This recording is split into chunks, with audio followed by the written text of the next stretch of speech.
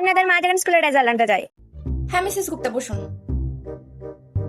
হ্যাঁ মিস, আমি জানি আপনি আমার মেয়ে টপ করেছে না ক্লাসে। আমার মেয়ে তো টপ করবে না, বাড়িতে সারাদিন পড়তে বসতো, সারা রাত পড়তে বসতো। আমার গলা ব্যথা হয়েছে, মানে খেয়ে নে। ও খেতেও যেত না, বলতো যে না মা এবার আমাকে টপ করতে হবে, ক্লাসে সবার থেকে ভালো নাম্বার আনতে হবে। না না, আপনার মেয়ে 3টে সাবজেক্টে ফেল করেছে। তো কি হয়েছে, আমার মেয়ে তো বাকি সাবজেক্ট গুলো তো ভালো রেজাল্ট করেছে না। কিচ্ছু করে চাপ দিই না ম্যাম, ও চাপ দিলে ওর মাথা তো গোবর পুরো আছে, এই কারণে ও বেশি চাপ নিতে পারে না। এ নিন আপনার মেয়ের রেজাল্ট, আপনি নিজে দেখে নিন। ভার্সেস আমার মজকুঞ্জ হয়। হ্যাঁ মিসেস কামার্স আসুন বসুন। হ্যাঁ ম্যাম, ওর নামে কিছু কমপ্লেন আছে না ম্যাম? আমি তো জানি ম্যাম, ও সারাদিন একটু পড়তে পারছে না, তাহলে পাস করবে কি করে?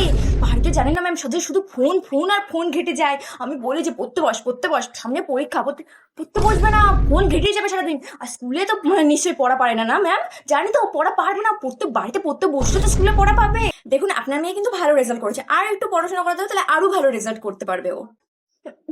এবার ভালো রেজাল্ট করবে, আমি তোকে বারবার করে বলেছি। দেখুন আপনার মেয়েকে আপনি মারবেন না, বারবার করে বলেছি পড়তে বস। ও ভালো রেজাল্ট করেছে, ওকে মারবেন না ম্যাম। এবার থেকে স্কুলে যদি পড়া না পারে, আমি আপনাকে কেটে দেবো বাড়িতে কঞ্চি লাঠি, ওই লাঠি দিয়ে আপনি পেদাবেন আমার মেয়েকে।